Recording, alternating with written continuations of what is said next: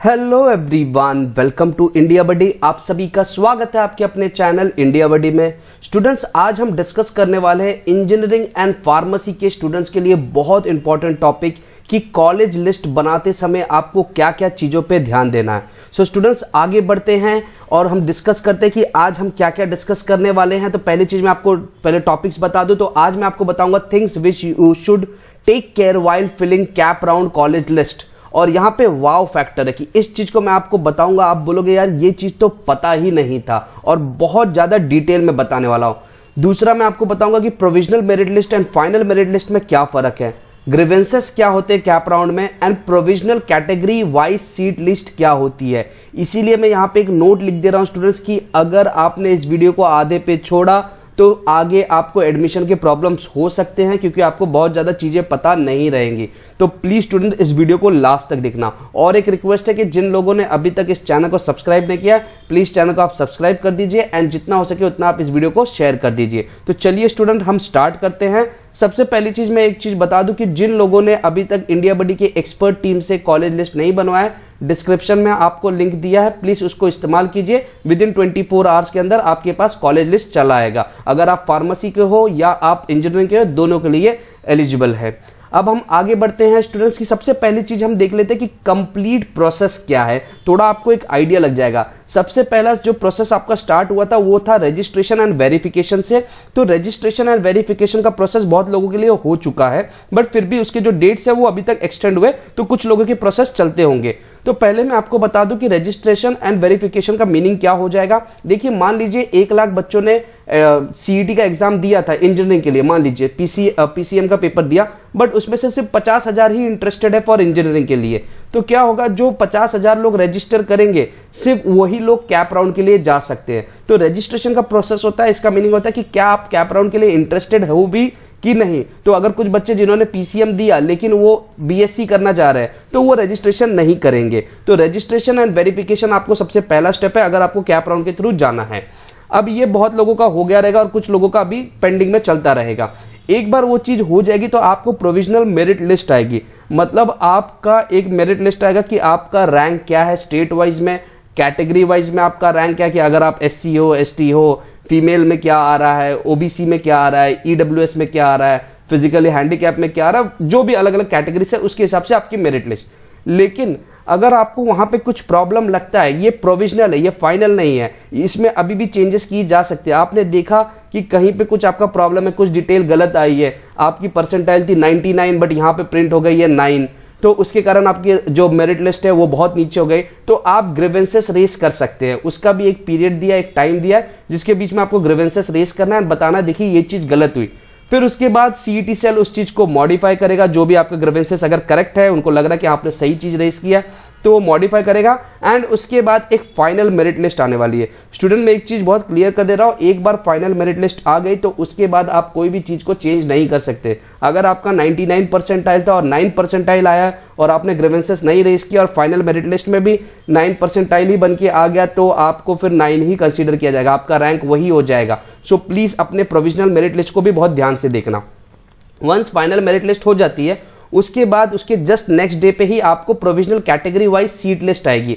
Category wise seat list मतलब क्या होगा कि एससी कैटेगरी के लिए कितनी सीट्स है, या एसटी के लिए कितनी है, एनटी के लिए कितनी है, ओबीसी के लिए कितनी है, कौन सा कॉलेज इस बार कैप राउंड में कितनी सीट्स दे रहा है, वो सभी चीजों के बारे में आपको एक लिस्ट आ जाती है। तो ये चीजें लगभग हर साल अगर आप देखोगे तो सेम रहती है। एंड इसके बाद जो स्टेप नंबर 6 होता है, फिर वो आपका कैप राउंड का प्रोसेस स्टार्ट होता है, जहां पे आप कॉलेज फिल करेंगे, फिर कॉलेज अलॉट होगा, एडमिशन प्रोसेस और वो बाकी सारे। सो अभी आपका जो रजिस्ट्रेशन का प्रोसेस जिन लोगों का हो गया है और कैप राउंड के फिलिंग के बीच में आपको ये सारे प्रोसेस होंगे स्टूडेंट्स। सो प्लीज इन सभी चीजों पे नजर रखे रखना। अब हम बढ़ते हैं जो इंपॉर्टेंट चीज की कैप राउंड के समय आपको कॉलेज भरते समय क्या क्या चीजों पे फैक्टर पे ध्यान देना है। So things you should take care for college list.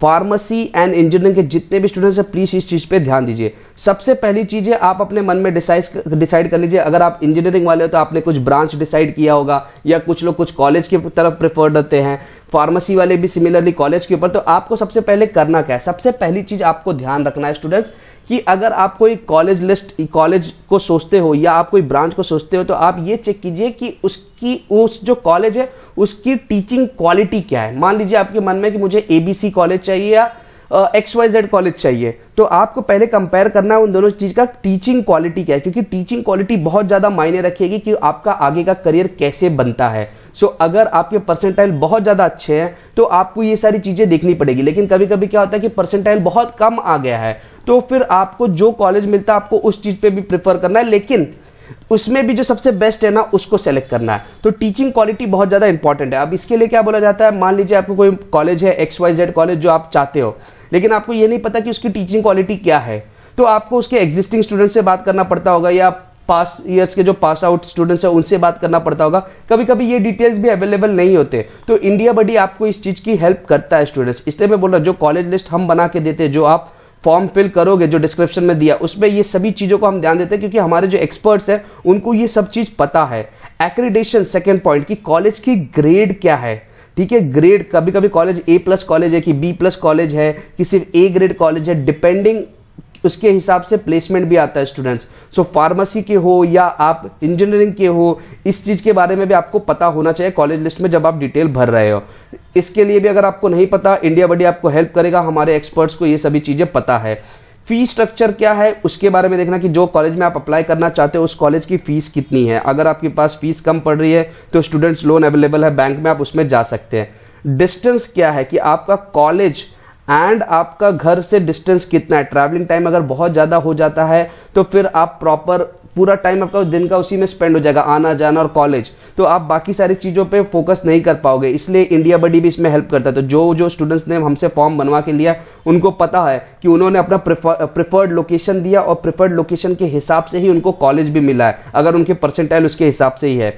Next है प्लेसमेंट। प्लेसमेंट तो सबसे ज्यादा फैक्टर, सबसे इंपॉर्टेंट फैक्टर है, क्योंकि बहुत लोगों को एक विलिंग होती है कि यार मुझे बहुत अच्छी नौकरी लगे, लेकिन बहुत अच्छी नौकरी के लिए आपको कौन से कॉलेज में जाना चाहिए आपको ये चीज कभी कभी नहीं समझ में आती। कई लोगों को लगता है ये सभी कॉलेज तो लगभग सेम है, लेकिन इसमें से कौन सा कॉलेज सेलेक्ट करूं, तो उसके लिए भी इंडिया बडी के एक्सपर्ट्स आपको बता सकते हैं। आपके परसेंटाइल के ऊपर अगर 5 कॉलेज भी है तभी भी उनको पता है कि इसमें से पहला किसको रखना है, दूसरा किसको रखना है, तीसरा किसको रखना है, चौथा, क्योंकि उनको सारे प्लेसमेंट्स पता है। मैं खुद भी लेता हूं, साथ ही साथ मेरे जितने भी जो एक्सपर्ट टीम है वो सब प्लेसमेंट्स लेते हैं, तो हमको बहुत अच्छे से आइडिया कि किस कॉलेज में कितनी पढ़ाई होती है, कितने अच्छे ब्रांचेस है, कौन सा प्लेसमेंट्स मिलेगा, कौन से बच्चों को क्या कॉलेज, तो वो सब कुछ। तो इंडिया बडी का जो फॉर्म है वो आपके लिए बहुत ज्यादा यूजफुल होना है।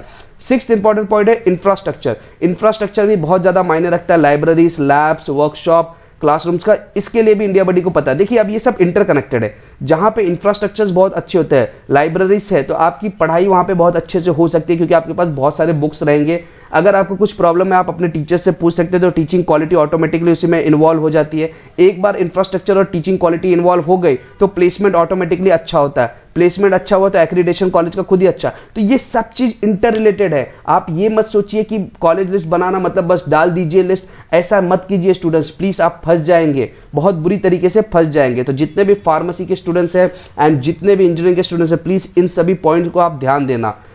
अंत में मैं यही बोलूंगा स्टूडेंट्स कि अगर आपने अभी तक इंडिया बडी के एक्सपर्ट टीम से नहीं बनाया, प्लीज इंडिया बडी के एक्सपर्ट टीम से आप बनवा लीजिए। बहुत कम कॉस्ट में हम दे रहे हैं स्टूडेंट। देखिए ये सभी चीजों की जो डिटेल्स है इसके ऊपर पूरी एनालिसिस होती है, पर कैंडिडेट एक एक बच्चे के ऊपर एनालिसिस होती है जो फॉर्म भरते हैं, और उसका पूरा कॉस्ट जो है वो सिर्फ 600 रुपीज है स्टूडेंट्स।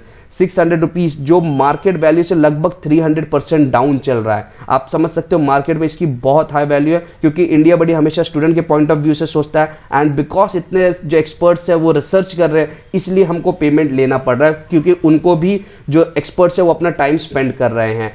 तो बेनिफिट्स क्या है कि यहाँ पे आपको बेस्ट मार्क्स, जो आपके मार्क्स के हिसाब से best college list and preference मिलेगा, प्रोफेशनल हेल्प मिलेगा जो आपको बता देगा कि बस इस कॉलेज में जाइए, आपके मार्क्स के हिसाब से वो इन दिस कॉलेज, आपकी करियर ऑटोमेटिकली बूस्ट हो जाएगी, क्योंकि उनको पता है कैसा है। और तीसरी चीज़ है कि आपको एक्सपर्ट की हेल्प हमेशा लेनी चाहिए। आप अपने फ्रेंड्स की हेल्प लोगे कि तूने कौन सा कॉलेज लिस्ट भरा, मैं कौन सा भर रहा हूँ, तो उसको तो खुद भी उसको पता नहीं, या कुछ लोग अपने भाई बहन के लेते हैं जो सिर्फ इंजीनियरिंग में रहेंगे या फार्मेसी में रहेंगे तो उतना नॉलेज नहीं रहता क्योंकि वो अभी भी कर रहे हैं इंजीनियरिंग। या आप अपने पेरेंट्स के लेंगे कि जिनको कभी उस फील्ड के बारे में नहीं पता, या साइबर कैफे वाले से, या कोई ऐसा व्यक्ति जिसको उसके बारे में नहीं पता, तो आप बहुत बड़ा रिस्क ले रहे हो। कई स्टूडेंट्स सोचते हैं कि 600 रुपीज डाल के कॉलेज लिस्ट ही बनाना है, लेकिन आप समझिए अगर आपने कॉलेज गलत ले लिया वो आगे आपका पूरा करियर खराब कर देगा। तो एक चीज को मान के चलिए स्टूडेंट्स की ये ज्यादा बड़ी अमाउंट है, बहुत छोटी सी अमाउंट है मार्केट वैल्यू के हिसाब से। सो प्लीज जितना हो सके उतना आप फॉर्म फिल कीजिए, विद इन 24 आवर्स के अंदर आपको कॉलेज लिस्ट मिल जाएगा। आई होप स्टूडेंट्स आप इस वीडियो को भी शेयर करेंगे क्योंकि बहुत इंपॉर्टेंट वाव फैक्टर्स हमने बताए हैं कि जो जो चीजें आपको ध्यान रखनी चाहिए। So thank you very much for watching India buddy. जय हिंद, जय महाराष्ट्र।